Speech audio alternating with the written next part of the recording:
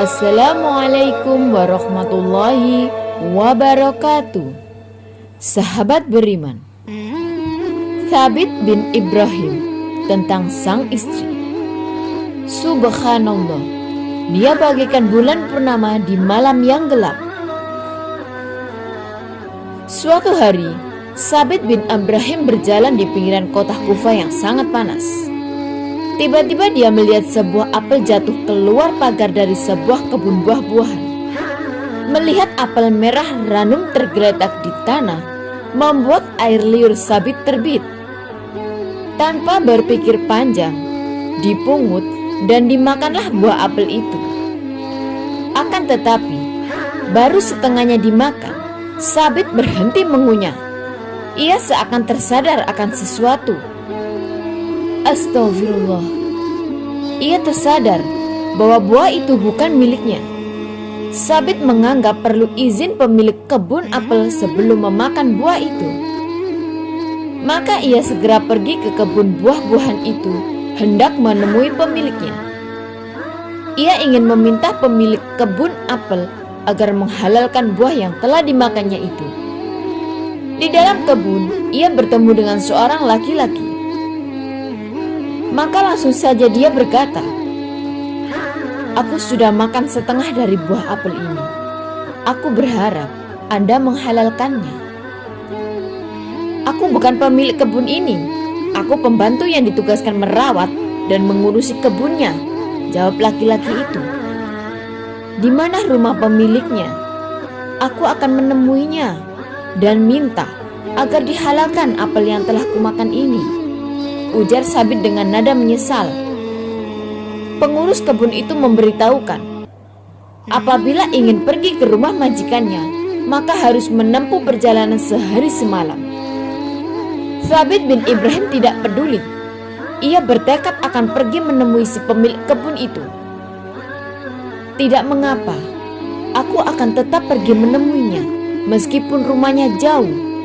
Aku telah memakan apel yang tidak halal bagiku, karena tanpa seizin pemiliknya," katanya. Rasulullah SAW, kata Thabit, sudah memperingatkan kita lewat sabdanya, "Siapa yang tubuhnya tumbuh dari yang haram, maka ia lebih layak menjadi umpan api neraka." Thabit lalu pergi ke rumah pemilik kebun itu, rumah yang sangat jauh. Ia berjalan sehari semalam tanpa merasa letih. Setiba di sana, dia langsung mengetuk pintu. Seorang lelaki tua membuka pintu. Thabit memberi salam dengan sopan seraya berkata, "Wahai tuan yang pemurah, saya sudah terlanjur makan setengah dari buah apel tuan yang jatuh keluar kebun tuan. Karena itu, maukah tuan menghalalkan apa yang sudah kumakan itu?" Lelaki tua itu mengamati Thabit dengan cermat.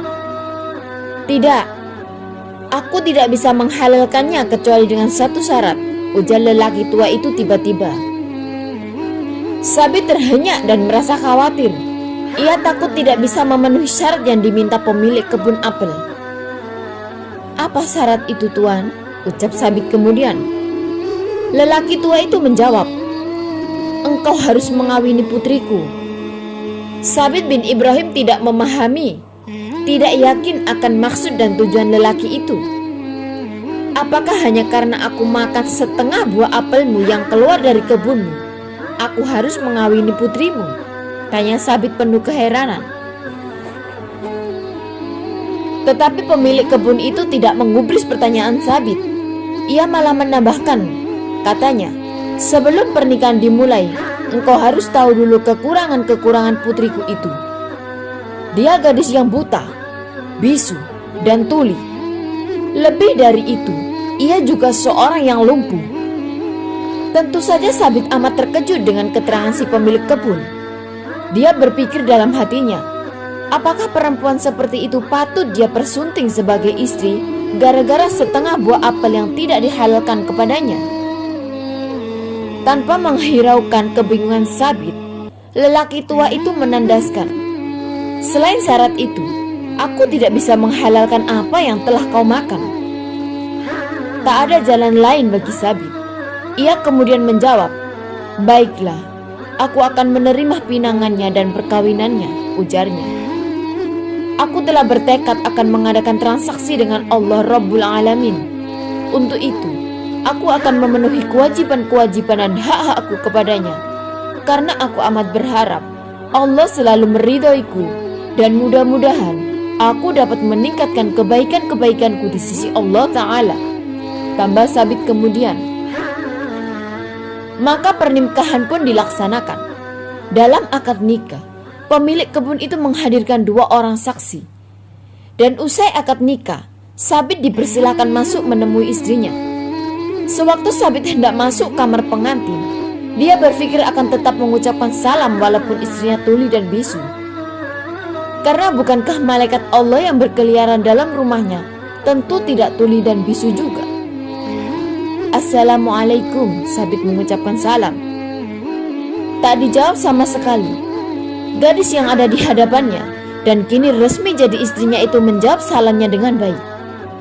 Ketika Sabit masuk, istrinya mengulurkan tangan menyambutnya. Sekali lagi Sabit terkejut.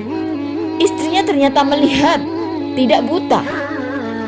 Kata ayahnya, dia wanita tuli dan bisu. Tetapi ternyata dia menyambut salamnya dengan baik. Jika demikian, berarti wanita yang ada di hadapanku ini dapat mendengar dan tidak bisu. Ayah juga mengatakan bahwa dia buta dan lumpuh. Tetapi ternyata dia menyambut kedatanganku dengan ramah dan mengulurkan tangan dengan mesra pula. Sabit membatin.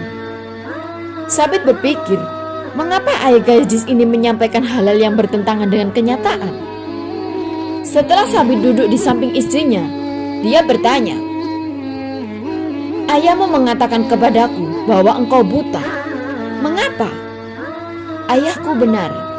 Aku tidak pernah melihat apa-apa yang diharamkan Allah," jawab wanita itu. "Ayahmu juga mengatakan bahwa engkau tuli," ucap Sabit. "Ayahku benar, karena aku tidak mau mendengar berita dan cerita orang yang tidak membuat ridha Allah," jawab istrinya. "Ayahku juga mengatakan kepadaku bahwa aku bisu dan lumpuh, bukan?" tanya sang istri kepada suaminya. Sabit mengangguk perlahan, mengiyakan pertanyaan istrinya. Dengan lembut sang istri menjelaskan, "Aku dikatakan bisu karena dalam banyak hal aku hanya menggunakan lidahku untuk menyebut nama Allah Ta'ala saja. Aku juga dikatakan lumpuh karena kakiku tidak pernah pergi ke tempat-tempat yang bisa menimbulkan kegusaran Allah Ta'ala." Sabit amat bahagia mendengar istri yang ternyata amat solehah dan wanita yang memelihara dirinya. Dengan bangga ia berkata tentang istrinya, "Ketika kulihat wajahnya, subhanallah, dia bagaikan bulan purnama di malam yang gelap." Wallahu a'lamu bishawab. Jangan lupa tekan tombol subscribe, bunyikan notifikasi loncengnya agar membantu channel ini lebih berkembang dalam menyiarkan syiar Islam. Akhirul kalam, wassalamualaikum warahmatullahi wabarakatuh.